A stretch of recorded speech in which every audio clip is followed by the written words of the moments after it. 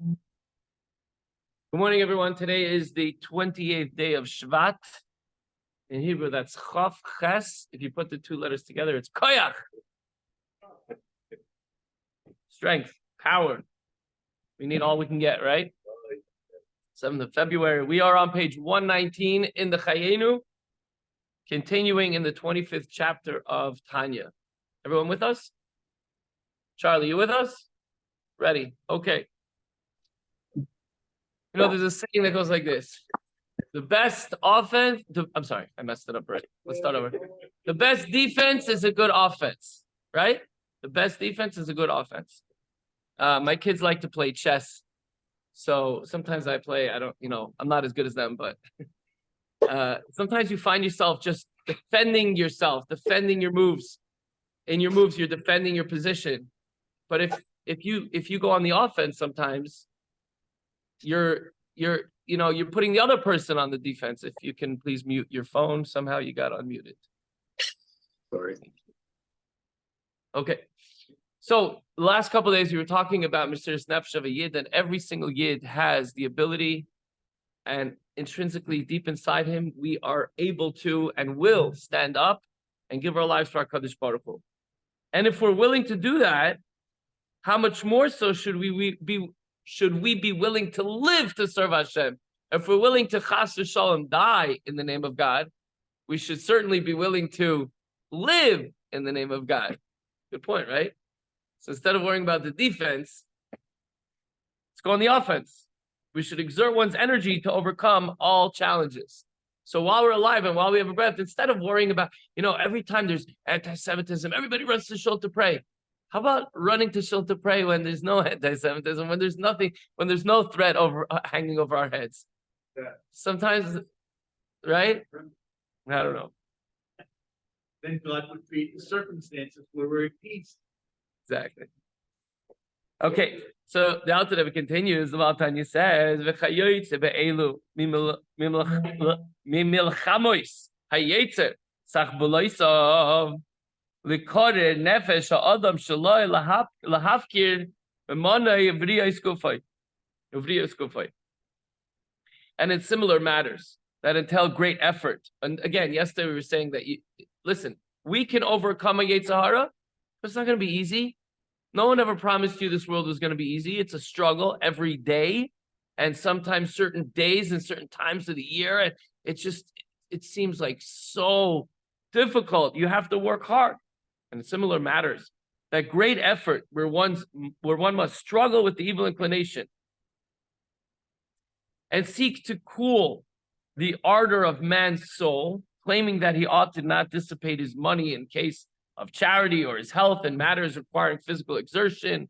So you know what? It's cold outside. Stay home. So what? Bundle up. Go to shul, or keep your money. Maybe you'll need it for a rainy day. No, give it to tzedakah.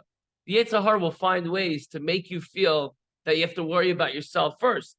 And it's easier to do that and to not necessarily be lazy, but to hold back instead of live and move forward and be energetic in doing a mitzvah.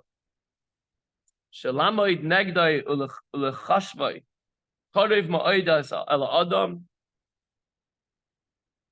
kishayasim el libai shelenatzeach hayetzer b'chozeh v'yosim mizeh. It's very easy for a person to resist and subjugate his nature when he considers deeply that to conquer his nature is all the above and more. Velasa is hefchai mamish. Kal me'oid mi yisure misa Hashem yishmerei. Having a hard time today. And in fact, to do the very opposite, meaning to exert himself strenuously, both bodily and financially, is much lighter suffering than death. May God preserve us. So imagine if you have a choice. You're going to, God forbid, die, or you have to give a lot of tzedakah and do a lot of mitzvahs and overexert yourself in this world. Which one would you choose? Of course, you're going to do, everything in this world possible to not, God forbid, the opposite. Yes.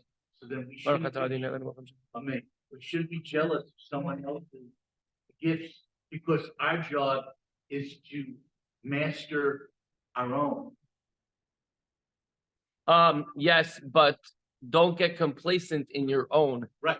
In other words, which is coming. master unto to, but to, you know, our job isn't to conquer something that is not an issue, a defect in us. Our job is to conquer our own defects and master them. Sure, and to live up to your fullest potential and sometimes to exceed your own expectations, right? Yisuri Misa Hashem Shmei Han Mekaba Ba'ava V'Ratzin Shaloi Liparid Mi Yichudoi V'Achdusei Yisparech Afilu L'Fi Shah L'Shtachavei Savei Dezorah Chas V'Shalom. A person would lovingly and willingly have accepted the pain of death, Hashem preserve us, so as not to be separated from God's unity and oneness even for a moment by an act of idolatry, God forbid. So as mentioned, as we said earlier, previously, in previous days, every Yid would sacrifice his life rather than practice idolatry, since he knows that it represents separation from God.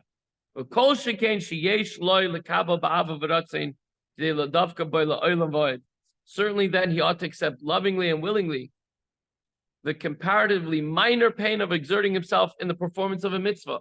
Maybe it costs a little more than he expected. Maybe it takes more time. Maybe it takes more effort and pain in order to bind himself to God with an eternal bond. If he's never going to do something that is going to be cut off from God, then he should be willing to and will be willing to do anything he can to be connected to God. Makes sense, right? Now it goes on to explain how mitzvahs affect an eternal bond with God. When you fulfill Hashem's will through this service, despite all the difficulties and challenges that it presents, the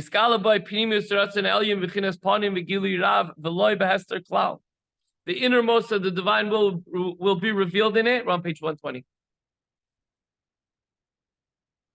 Internally, as opposed to surrounding it or hovering over it from above, and very manifestly, without any obscurity whatsoever.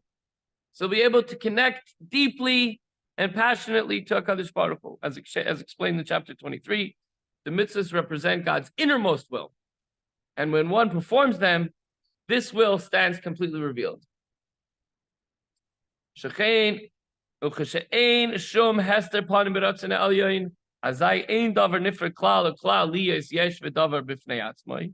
And when there's no concealment of the countenance of God's will, nothing is at all separate from Hashem, having an independent and separate identity of its own. As explained in chapter 22 and 24, no created being can possibly consider itself separate from God unless the divine will is concealed from it.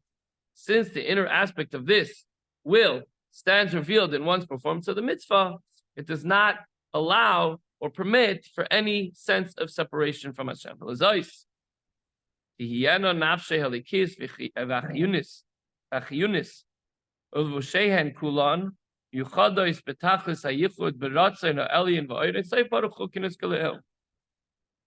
Thus, the person's soul, meaning the soul of the person performing the mitzvah, both the divine and the animating souls, the godly soul and the nefesh habahamis, and their garments of thought, speech, and action, be united in perfect unity with the divine will and with the infinite light of Hashem, blessed be He, as explained above.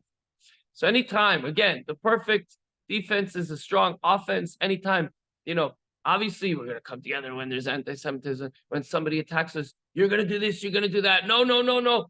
But that's on the defense. We're not willing to do anything to transgress or to separate ourselves from Hashem. Okay, so in the good times, when everything's quiet and calm, that's when we should be exerting ourselves and pushing for more connection and more fulfillment of our mitzvahs to be perfectly and intrinsically and deeply and powerfully connected to the essence of Hashem. The takeaway for today is overcoming temptation is difficult, but not as traumatic as death. So let's focus on our commitment from Hashem, not on the discomfort of not following our evil inclination, but go on the offense of performing mitzvahs, doing it with joy, and eventually it'll become a part of you, and we'll be able to conquer our Yetzer Hara, I'm going to say demons, our Yetzer Hara, because we're infused and imbued with so much love and energy and positivity, and that connects us to Hashem, that the Yetzer will not be able to touch us. Like we mentioned before, the Malach HaMavos won't be able to get a foot in. So l'chaim, everyone, have a wonderful day, and good luck with your struggles. If you're struggling, you know that you're on the right track.